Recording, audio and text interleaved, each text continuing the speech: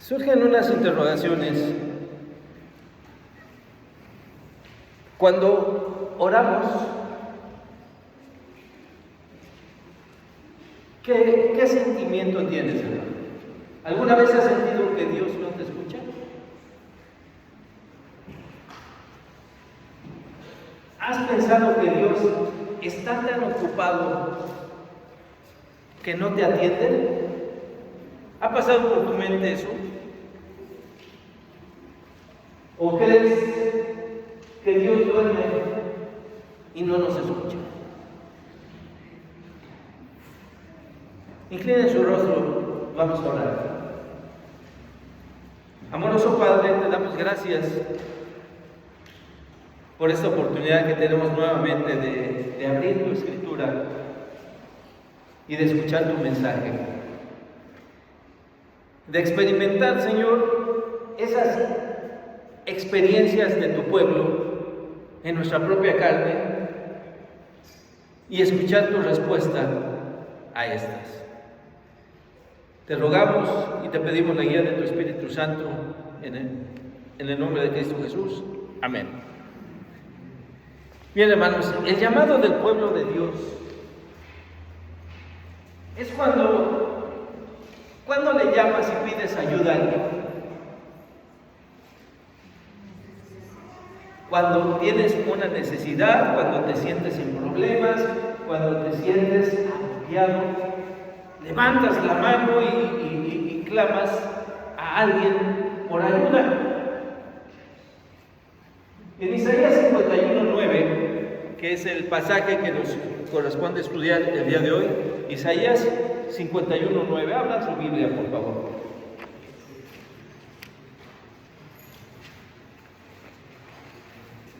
Y dice la palabra, fíjense, este es el pueblo hablándole a Dios. ¿Y de qué forma lo está haciendo? El 9, despiértate. Pero fíjense quién está hablando y a quién le está hablando enseguida. Vístete de poder, oh brazo de Jehová. Despiértate como en el tiempo antiguo, en los siglos pasados. ¿No eres tú el que cortó Rahab y el que hirió al dragón? Aquí el pueblo de Dios está hablándole a Dios y le está diciendo: despiértate. ¿Qué estaban pensando? ¿Qué estaba pasando por su mente?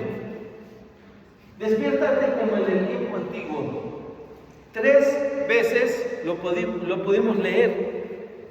Despiértate, oh brazo de Jehová.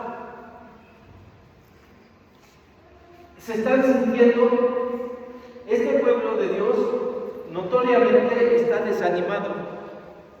Ya fueron invadidos por los asirios, ya está la amenaza de ser exiliados hacia Babilonia.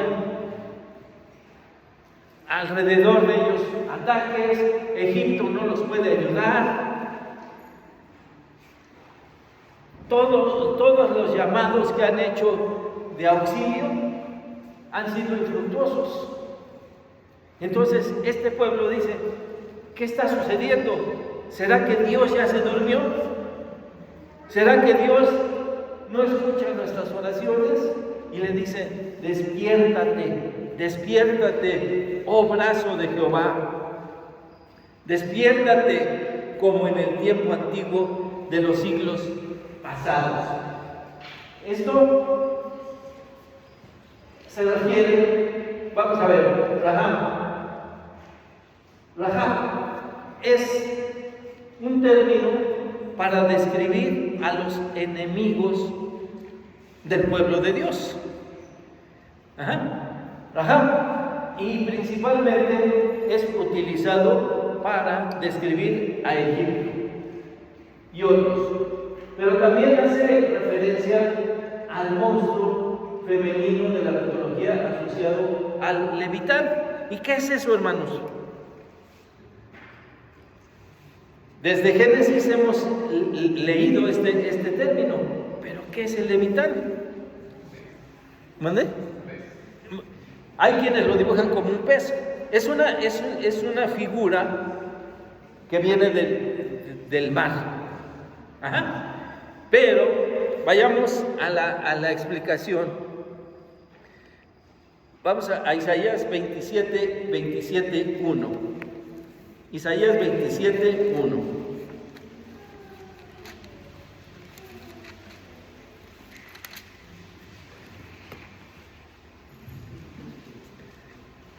En aquel día Jehová castigará con su espada dura grande al fuerte, al Leviatán. Y ahí dice, serpiente veloz, y al Leviatán serpiente tortuosa, y matarán al dragón que está en el mar. Entonces se refiere, ahí está ilustrada esa figura. ¿La pueden ver? Es una figura mitológica, pero tiene una representación que también Daniel la utiliza. Y el Leviatán es un monstruo de 7 cabezas. Y representa, esas 7 cabezas representan, ¿qué, hermano? Los reinos de este mundo. Los reinos que se han levantado y los reinos que se levantarán, al que Dios promete liberar a su pueblo de estos reinos. Sigamos adelante. Entonces, ya vimos a través de nuestro estudio de Isaías, a través desde el Éxodo, ¿quiénes han sido los enemigos del pueblo de Dios? Egipto, Asiria, Babilonia y Asiria, los asirios, pero también vimos que los descendientes de ¿quién? De Ismael, los ismaelitas, ¿sí? Entonces, todos esos reinos están representados por esta, pero solamente hemos mencionado 4. ¿Qué otro reino viene después? Otro imperio. Digamos el más grande. Bueno, ahorita lo vamos a ver. No nos adelantemos a la historia. Así como Dios derrotó por su pueblo, o sea, lo hizo por su pueblo, por amor a su pueblo, derrotó a Egipto, en el futuro derrotará los reinos de este mundo. Isaías se está moviendo desde la historia del Éxodo hasta Apocalipsis. Sigamos adelante. Entonces, aquí está haciendo referencia a este versículo al llamado del pueblo que le está diciendo, hazlo como en los tiempos antiguos. ¿Cuáles son esos tiempos antiguos que recuerda este pueblo? Obviamente se refiere a los hechos del Éxodo. Vayamos a Isaías 51, ahora el versículo 10. Isaías 51, versículo 10. ¿No eres tú el que secó el mar? ¿Para qué secó el mar?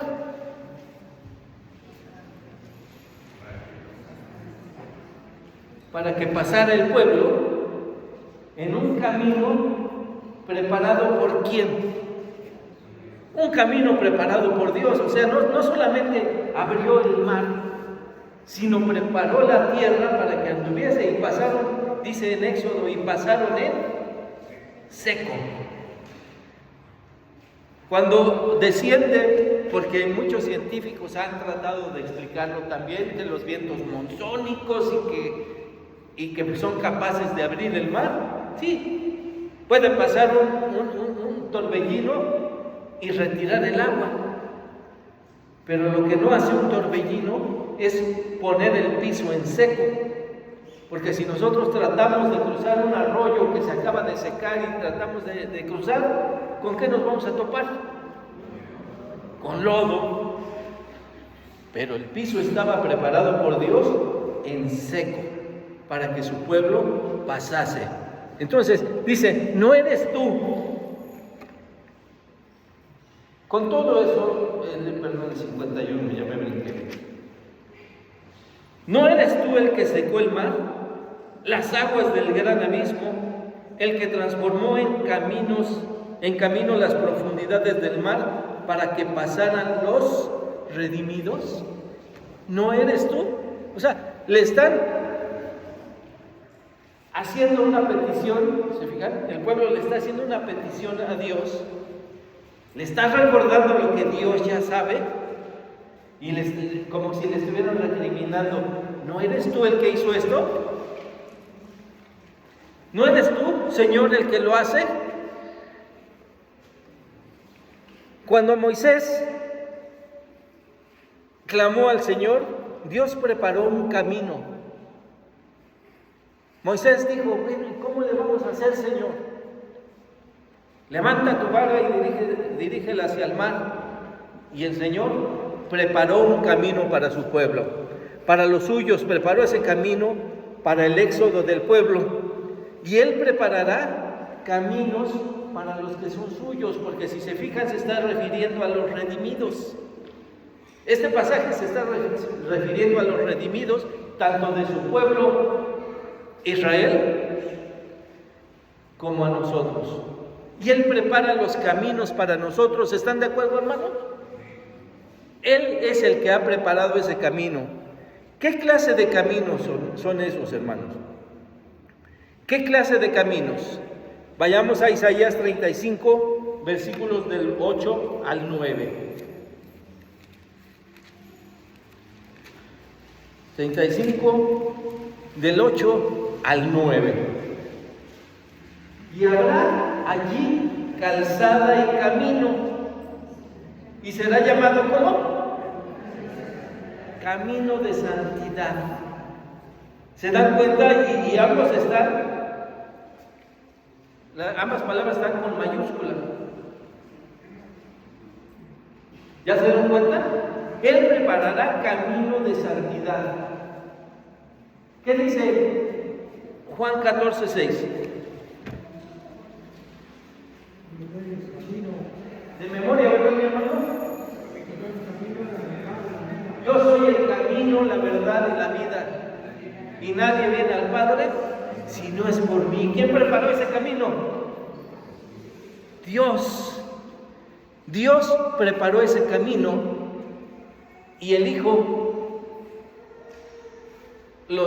se sometió y Él dijo, yo soy el camino, la verdad y la vida. Nadie viene al Padre si no es por mí. Y ese camino es el camino de santidad. Ese camino santo es el que nosotros debemos de imitar. Dios preparó ese camino, camino de santidad. Sigamos adelante. Entonces, 35 del 8 al 9. No pasará inmundo por él, sino que Él mismo estará con ellos. El que anduviere en este camino, por torpe que sea, no se extraviará. O sea, aquí no se trata de qué tan inteligentes somos, de qué tan buenos somos, sino de que estemos dispuestos a qué? A andar en ese camino, a seguir ese camino, a seguir a Cristo. No habrá allí león, ni fiera subirá por él, ni allí se hallará para que caminen los redimidos. Entonces estamos de acuerdo que es camino de santidad y solo los redimidos pueden ver ese camino. Los inmundos no podrán andar, dice este pasaje, los inmundos no podrán andar en ese camino. Si permites que tu vida sea guiada por el Espíritu Santo, entonces tú podrás andar ese camino. Solamente los redimidos, aquellos que son sellados por el Espíritu Santo, pueden andar ese camino.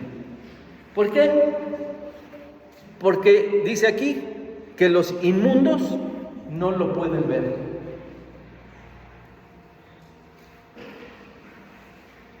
No habrá allí ningún peligro. No habrá león ni fiera subirá por él, ni se hallará. El camino de santidad es un camino seguro para los suyos. Pero ¿dónde está el peligro, hermanos? O sea, si hay peligro. Y el enemigo anda como león rugiente, buscando a quien devorar.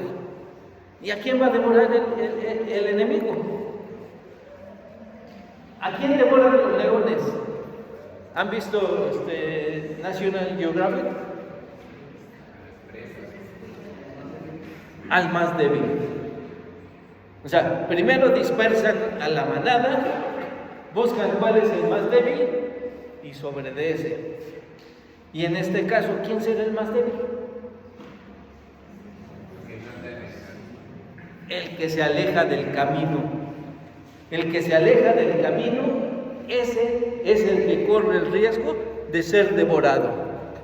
Entonces, el clamor de este pueblo es porque Dios los escuche. Pero Dios escucha nuestras oraciones todo el tiempo, hermano.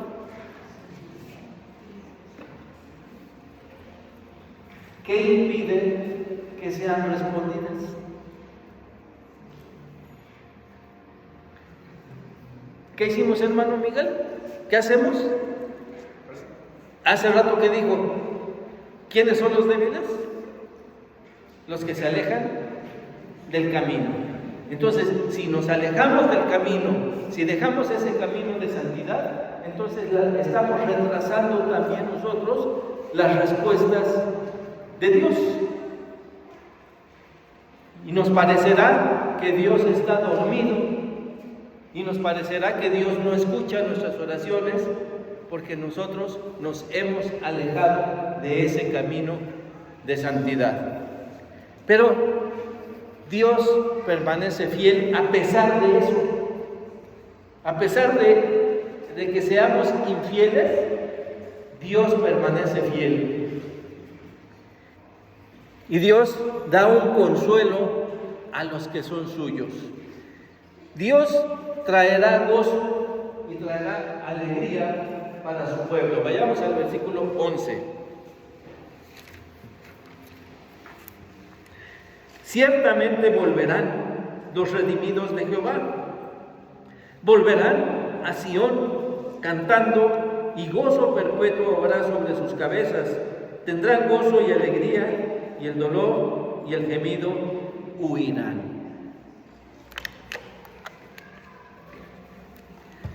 Aquí habla de un pueblo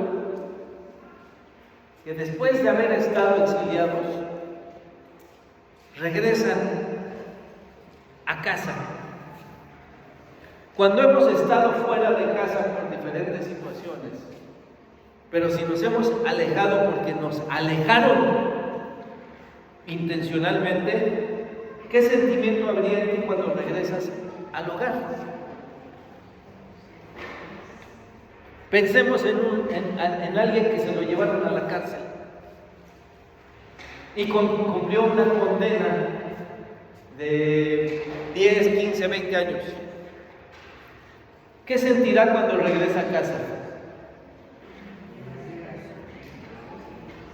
Gozo, alegría de volver a ver su casa, de volver a ver a los suyos, de estar nuevamente en un lugar que le ofrece seguridad.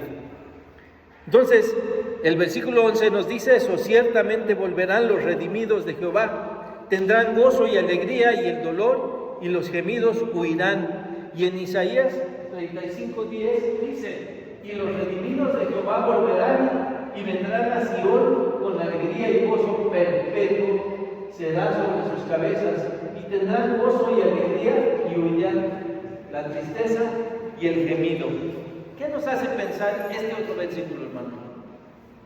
Fíjense que el gozo ahí dice que es un gozo perpetuo. ¿Qué les hace pensar? salvación. ¿Y a dónde irán los redimidos?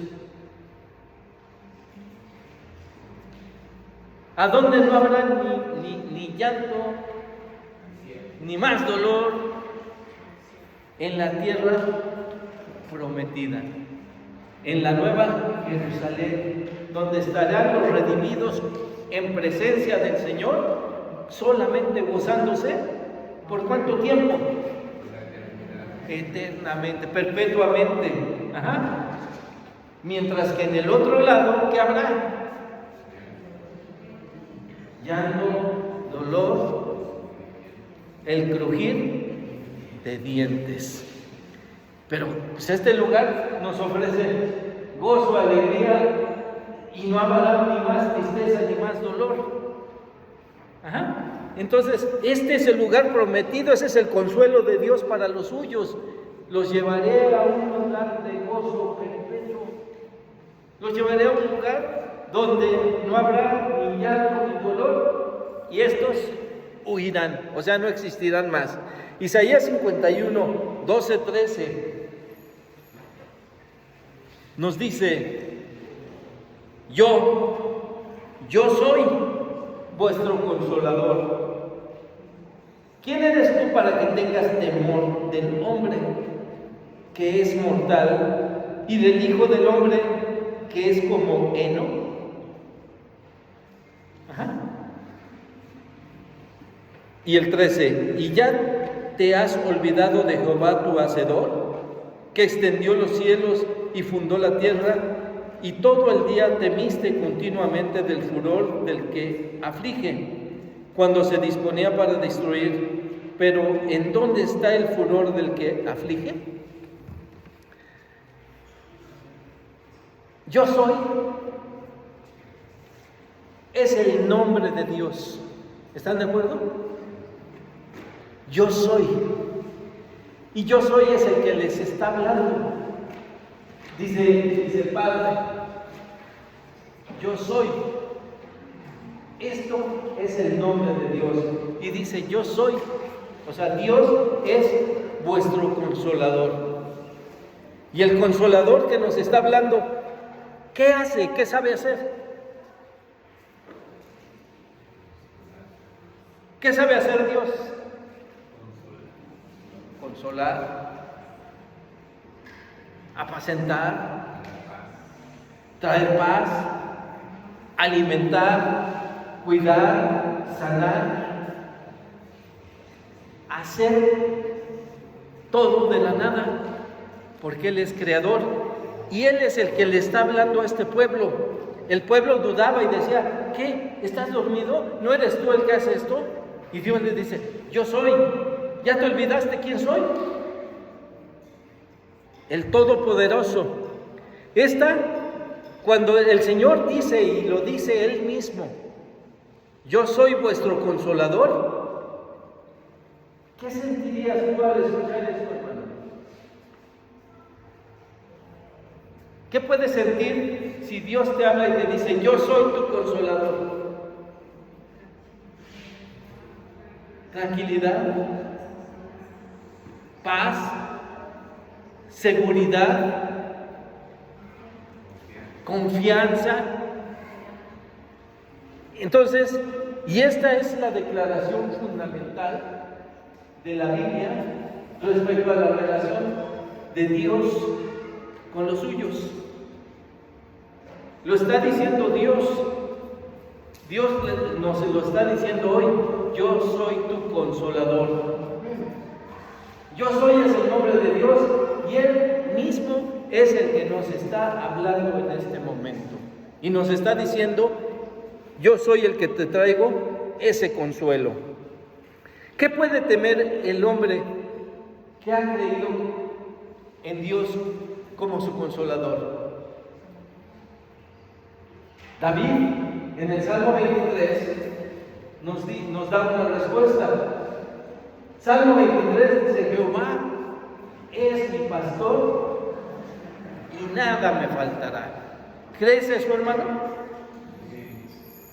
¿Lo crees en tu mente? ¿Lo crees en tu corazón? Dios llama a su pueblo suyo. Le dice: tú eres mi pueblo, yo soy tu consolador. Pero ¿qué le hacía falta a este pueblo? ¿Por qué estaba dudoso? ¿Por qué estaba temeroso? Dios les dijo: yo seré tu Dios. Y nos lo dijo también a nosotros: yo seré tu Dios. ¿Qué hacía falta? Creer y decirle desde acá: tú eres mi Dios. Yo quiero que tú seas mi Dios. Dios nos llamó a su pueblo suyo y nosotros debemos reconocer que Él es nuestro pastor. Y si Él es nuestro pastor, nada nos faltará.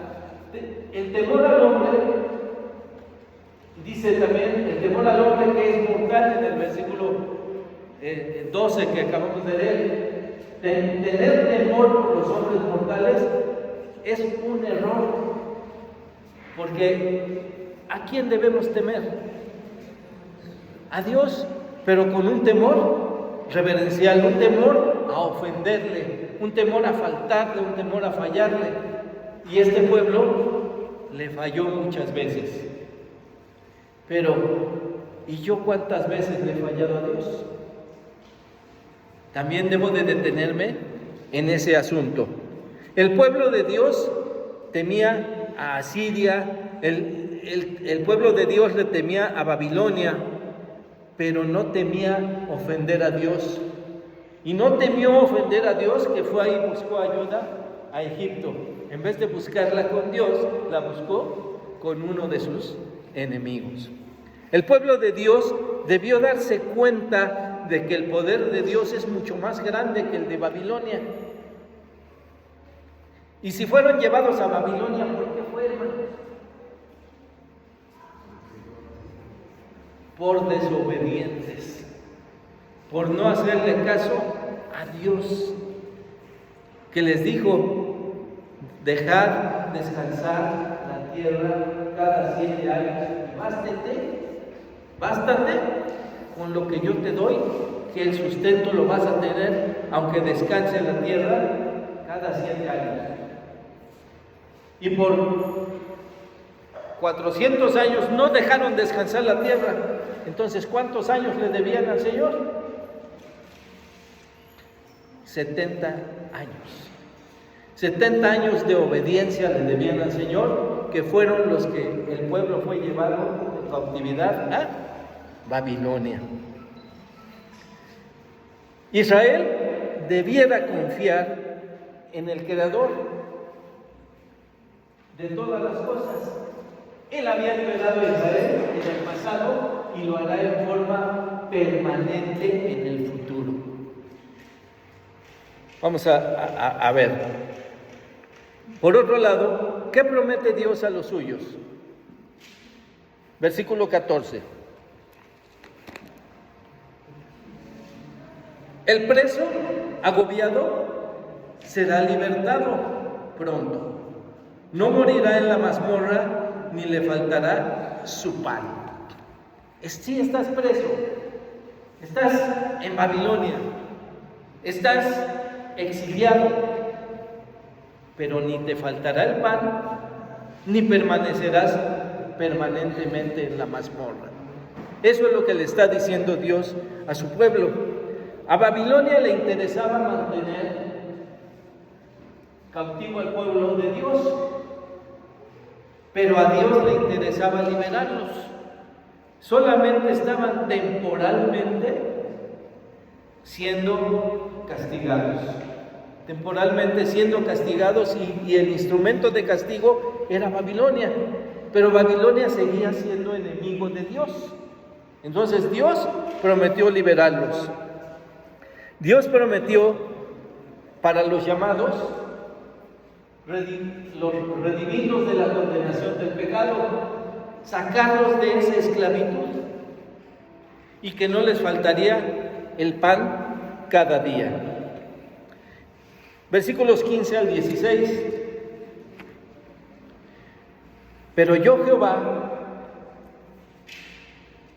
que agito el mar y hago rugir sus ondas, soy tu Dios, cuyo nombre es Jehová de los ejércitos. Y en tu boca, fíjense, he puesto mis palabras y con la sombra de mi mano te cubrí, extendiendo los cielos, echando los cimientos de la tierra y diciendo a Sión: pueblo mío eres tú. Pueblo mío eres tú. Dios dio también a su pueblo su palabra. ¿Qué nos ha dado Dios a nosotros? También nos dio su palabra.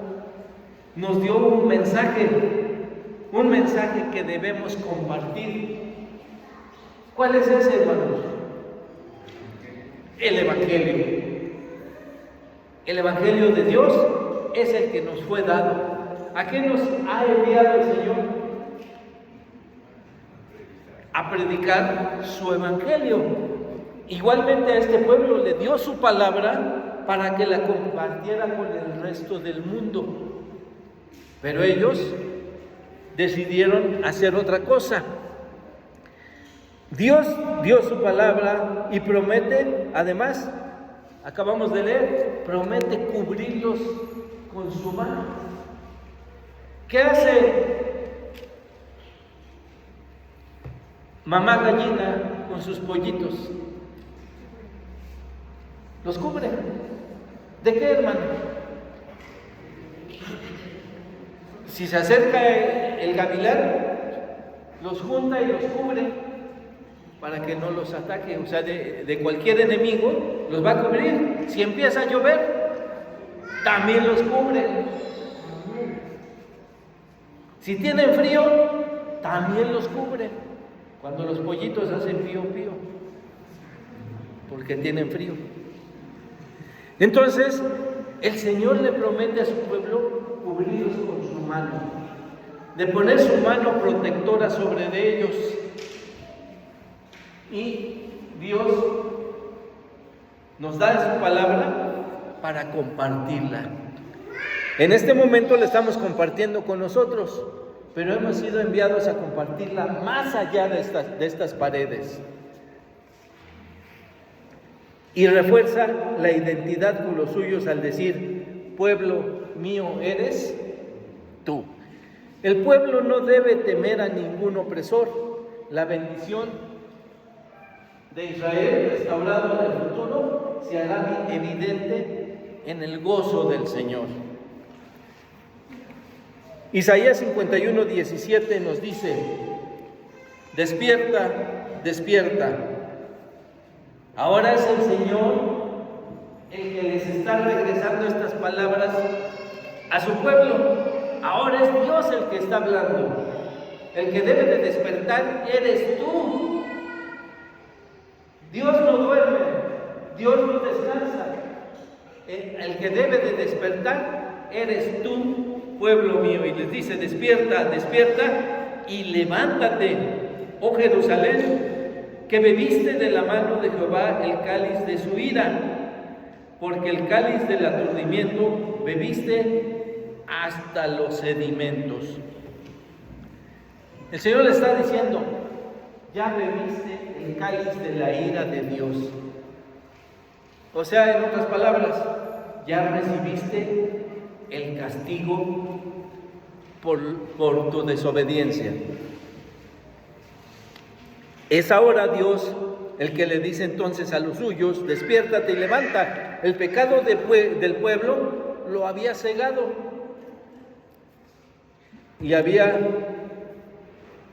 buscado soluciones por otros lados y no encontró más que el castigo del Señor. Versículo 18.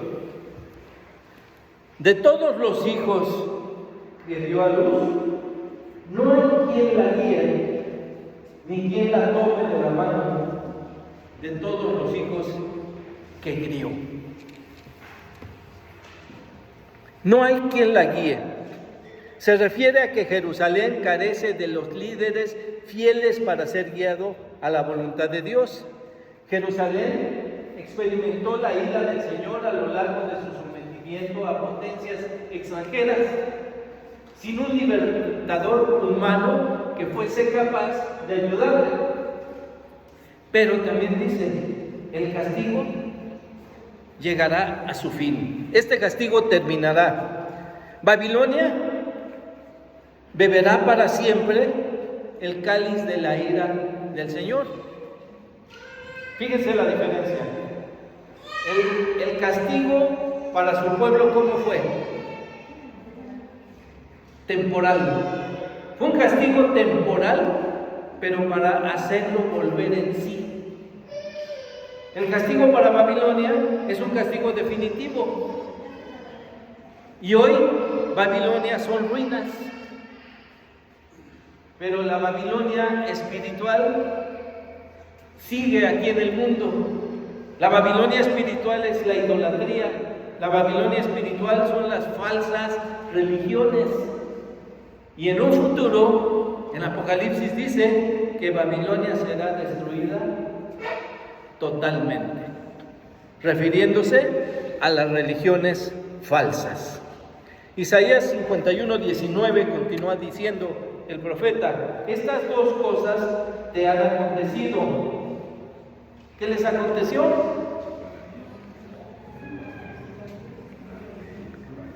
Asolamiento y quebrantamiento. Asolamiento y quebrantamiento, refiriéndose a que la propiedad durante las invasiones y el exilio. Pero también padecieron hambre y espada. O sea, hubo pérdidas humanas por las guerras y las persecuciones. ¿A cuáles se refiere? El exilio asirio fue en el 722 a.C. Los asirios conquistaron el reino de Israel. Recuerdan que vimos un mapa y que platicamos que los asirios llegaron por el norte, se fueron hacia la costa y empezaron a descender. O sea, la conquista fue en el reino del norte. Desaparecieron 10 tribus que se conocen como las 10 tribus perdidas. Por eso es que ahora solamente se habla de judíos, porque son los que han permanecido con identidad para el pueblo de Dios. Aunque por ahí están las tribus. Tan están que en Apocalipsis 7 dice que serán reunidas 12,000 de cada tribu. Luego viene el exilio babilónico de 597 a 598 antes de Cristo, la conquista de Judá. Aquí sí se refiere a que fue a Judá, tomó Jerusalén y se llevó exiliados a los judíos por 70 años. Esta fue una guerra, una conquista. Hubo pérdida de territorio, hubo pérdida de vidas humanas. Acá fueron un poco más pacíficos y se los llevó conquistados hacia Babilonia. Y después viene el exilio romano. El exilio romano que en el año 70 de esta era, o sea 70 años después de Cristo, los romanos destruyen el segundo templo de Jerusalén, ocasionando la dispersión de muchos judíos. Y ahora los judíos son judíos errantes, que por muchos años anduvieron fuera de su territorio porque no tenían territorio. En ese momento fue llamado, ¿cómo le llamaron los romanos a ese territorio? ¿Cómo? ¿Fuerte? Palestina. Palestina no es una palabra que aparezca en la Biblia, sino que los romanos le llamaron así, tratando de desaparecer para siempre ese pueblo de Dios, que hasta la Segunda Guerra Mundial les fue regresado un pedacito del territorio, y es conocido como Israel. Pero pues las guerras siguen ahí, los enemigos siguen queriendo tomar ese territorio. Isaías 51:20. Tus hijos desmayaron, estuvieron tendidos en las encrucijadas de todos los caminos, como antílope en la red, llenos de la indignación de Jehová, de la ira de Dios tuyo. Los habitantes de la ciudad estaban indefensos en las calles, desgastados, sin energías por la lucha inútil y fallida contra la furia del Señor. Y sigue diciendo Isaías 51:21-22. Oye pues ahora esto, afligida, ebria y no de vino. Así dijo Jehová tu Señor y tu Dios, el cual aboga por su pueblo. He aquí he quitado de tu mano el cáliz de aturdimiento, los sedimentos del cáliz de mi ira, nunca más los beberás. Jerusalén estaba ebria después de haber bebido el cáliz de la ira de Dios, pero a diferencia de Babilonia, que bebió hasta ser destruida, a Israel se le quitará antes que sea destruida, y esta ira pasará perpetuamente hacia sus opresores. Le dice el Señor y le promete: nunca más lo beberás.